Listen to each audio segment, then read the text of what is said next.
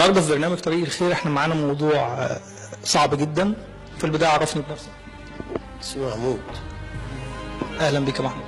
الله يخليك. محمود دي المدام، نقدر نقول عليها المدام؟ يعني حاجه زي كده يعني.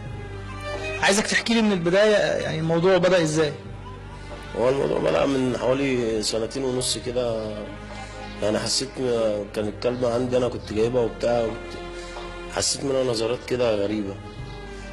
ف يعني انا حسيت منها نظرات حنية وبتاع، وتيجي تقعد تمسح فيا وتلحس في وشي وبتاع. فانا صراحة يعني لقيت شهوتي جت معاها كده، وهي مجاوبة معايا برضه. شهوتك جت معاها؟ يعني عملت ايه؟ يعني انا لقيت نفسي ان انا مستعد يعني للجماع وبتاع. والموضوع بدأ معاك ازاي وانت راجل متجوز؟ ازاي تعمل كده؟ معرفش جت ازاي، المهم ان ده اللي حصل يعني. مراتك تعرف او حد من اهلك يعرف الموضوع ده؟ هي صراحة عرفت، بس انا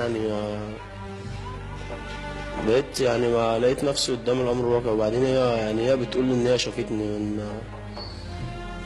يعني هي اتجسست عليا وشافتني. فانا شافتك وانت بتعاشر الكلب؟ وهي من ساعتها طالبة الطلاق وبتاع. طب انت يا محمود مش شايف ان انت ممكن يحصل لك امراض، ممكن يجي لك حاجه مش كويسه بسبب الموضوع ده؟ انا مش عارف بقى يعني ايه العواقب اللي بعد كده صراحة. انا بيجي في ساعتها دماغي في ان انا امارس معاها الجنس وخلاص.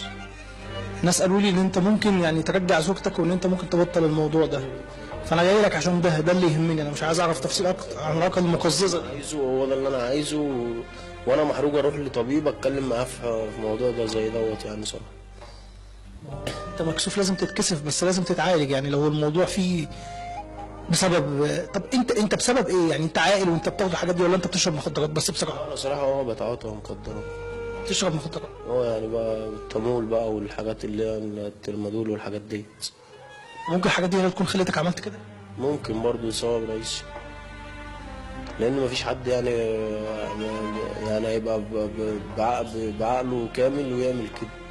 طيب انا هستأذنك يا محمود، يعني انا هاخد منك الكلبه وهحاول ان انا اكلم زوجتك ونحاول ان احنا نرجعها ليك، ومن ناحيه تانية احاول اعالجك، بس توعدني ان انت ما تعملش كده مع اي كلبه تانية او مع اي حيوان تاني. يعني لو اتعالجت انا عايز ابعد عن الموضوع دوت، عشان انا تعبت منه صراحه.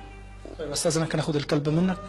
حضرتك وانت يعني قبل ما تاخد الكلب مني اضمن لي ان انت حضرتك هترجع لي مراتي، وحضرتك انا اكلمها لك دلوقتي، وانت حاول كده اشوف هي هتقول لك ايه.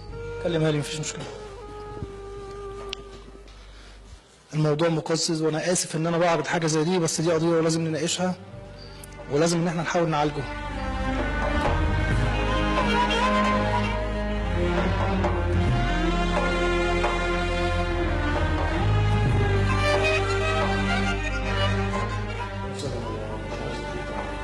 طيب استاذنك اديني الرقم وانا هكلمها، اكيد مش هترد عليك يعني. ماشي. انت لازم تعذرها، ما تزعلش مني انا. لا يعني واحده ست طبيعيه متجوزه شخص وفجاه تتفاجئ انه بيعاشر كلبه، بينام مع كلبه، هو حتى الموضوع بالنسبه لها فيه اهانه. استاذنك بس اديني رقم التليفون واديني الكلبه، وانا هحاول ان شاء الله ان احنا نتواصل. ماشي. هو الرقم 0100